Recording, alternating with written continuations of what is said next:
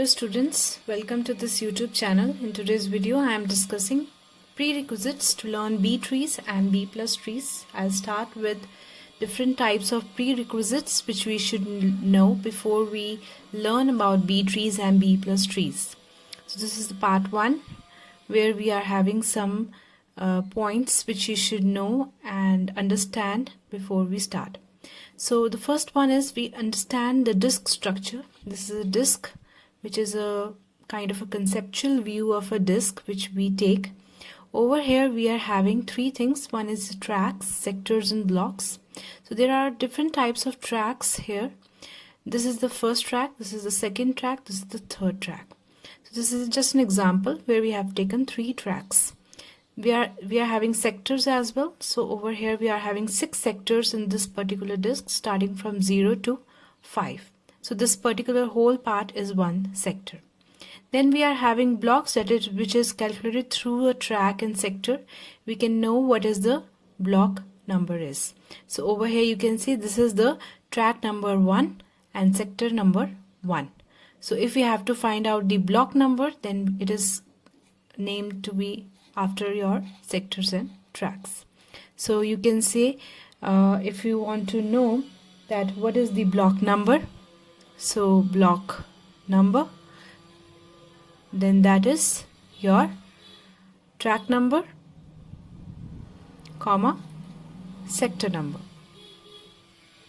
Okay, so if you want to know which block is this particular is, then it is track number 1 and sector number 1. So how this block is denoted as. So over here you can see there is a this is different angle to this particular disk. Over here you can see if we spin this particular disk in this direction, then we can change different sectors, and if we move this particular pin in from left to right, then we can change the tracks. So you can change the sectors and tracks in this way. Okay, so this is how it looks. So any location can be tracked through the track number and sector number. So we are reading and writing in terms of a block here. So if we want to write anything in the block, then we have to know its track number and sector number. So over here, for example, this particular block. Now this particular block will also have some number of bytes. So we take, for example, we are having this particular block is of how many bytes?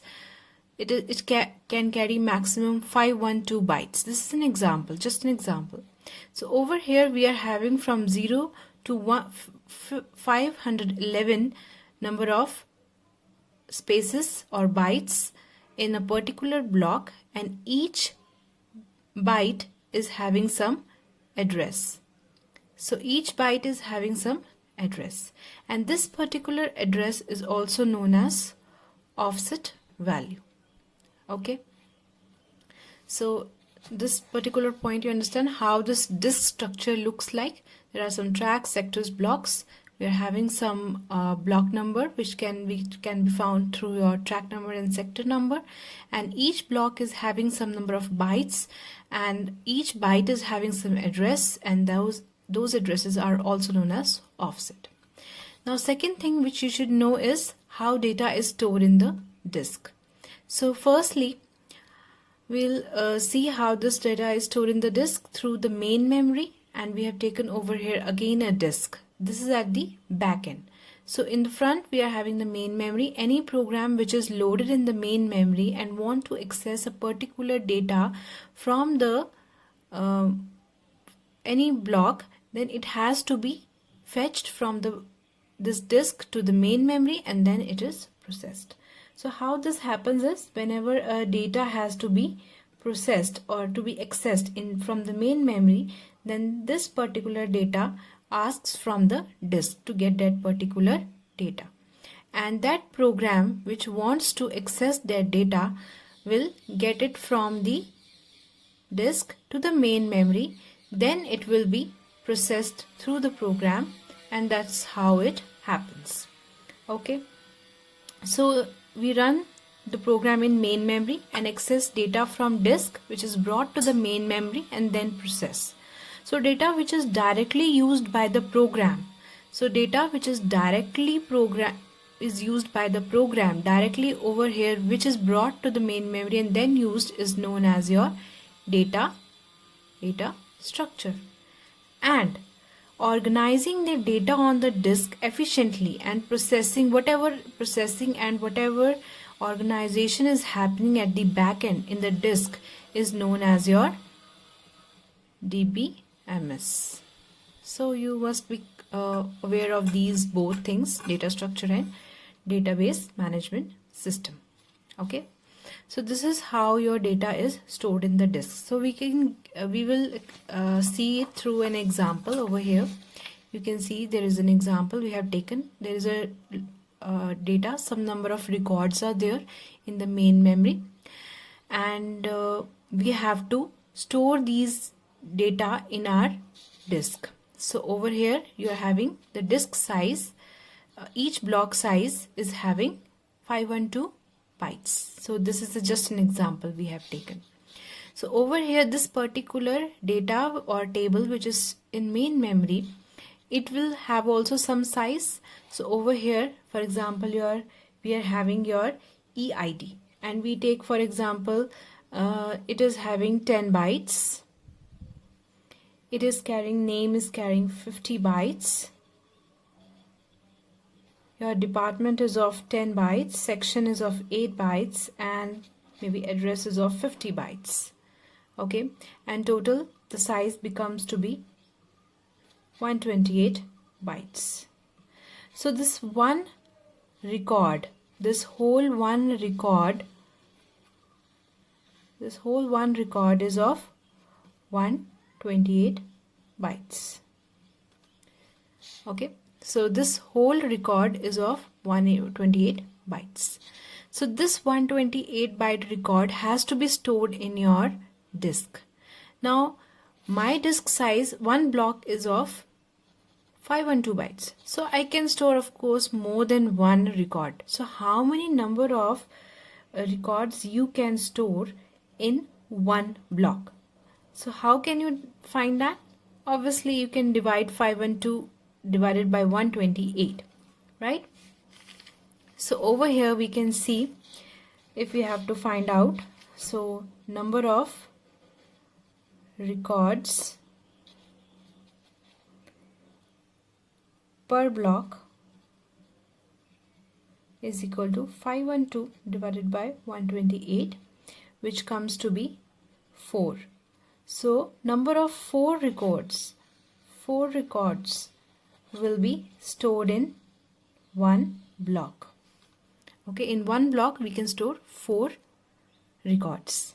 Okay, so that is how we decided how these 100 records will be stored in my blocks. So for 100 records, how many blocks will be needed? Yeah, how many blocks will be needed? 25. Yes, if we are having 100 rows, the number of blocks we need is 100 divided by 4. So which comes to be 25 blocks. So in this whole disk we need 25 blocks to store 100 records. Okay, so that is how we are storing our data in the disk. Third thing is very important, is indexing. Now indexing is used to access the record in less time. If we want to access any particular record, for example, I want to access 16th employee ID data. So I have to go through one by one all the 25 blocks, or maybe I have to get 100th employee ID data. Then obviously I will start from first block. I don't know which block number it is stored, so I have to find out in all the 25 blocks. So that is, obviously it is taking order of 25. So that is a long way.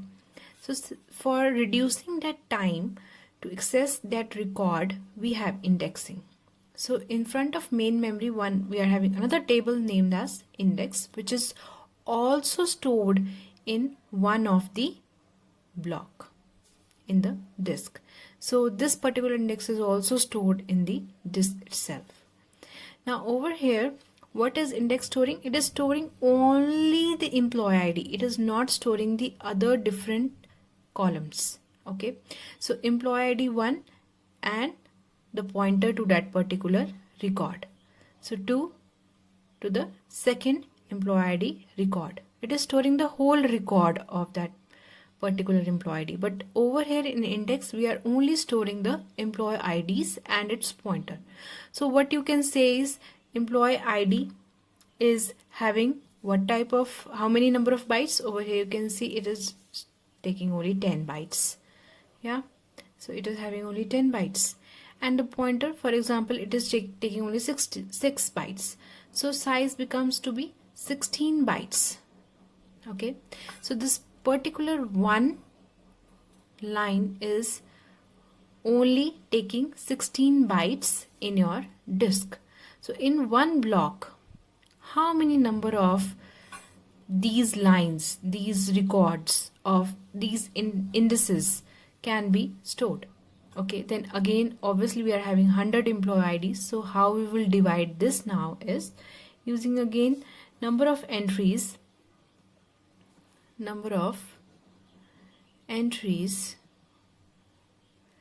per block comes to be, the size of one block is 512 and number of the size of one, this indices is 16 bytes. So it comes to be 32. Okay, so 32 is your entries in one block. In one block, 32 entries can be entered. So how many, obviously, how many blocks do you need? Over here we needed 25 blocks. Over here, how many blocks will be needed if we use indexes? It will take, so for 100 entries,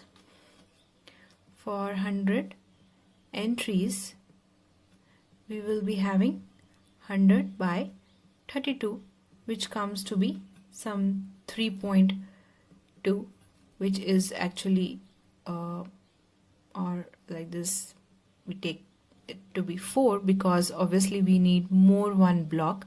3 blocks we need, and plus few of the will be left which will be stored in the fourth one. So we need in total 4 blocks from the disk. So over here now you can see is that total how much searching we need to get the 100th employee ID data. Over here, firstly we will search the indexes block. So it is only having 4 blocks. So we have to search only the 4 blocks, and from the 4 blocks we will get exactly which particular block we have to go from the main memory, as it is divided into again 4. So over here we are having 4 plus 1, that is 5. So we are only searching 5 blocks over here. Instead of 25 blocks, we are searching over here 5 blocks. 4 blocks from your index and 1 block which we will get, then we will search the main memory. Okay, so over here we are having only 5 blocks to be searched.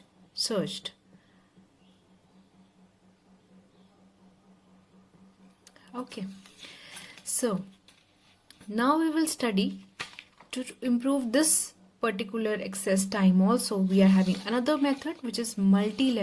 Next one is your multi-level indexing. In multi-level indexing we are having two index tables.